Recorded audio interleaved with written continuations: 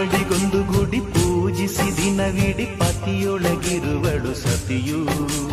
ಸತಿಯು ಅವಳೇ ಮತಿಯು ಅವಳೇ ಬಾಳಿನ ಹಾಡಿಗೆ ಶ್ರುತಿಯು.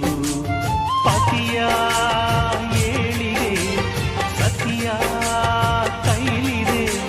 ಪತಿಹಿತವೇ ಸುಖ ಮಾಂಗಲ್ಯವೇ ಮುಖ ಎನ್ನುವ ಸತಿಯೇ ಉಸಿರಿರು ತನಕ. ಸುಮತಿ ಸುಮತಿ ಶ್ರೀಮತಿ ಆರು ಗುಣಗಳೇ ನಿನಗಾರತಿ.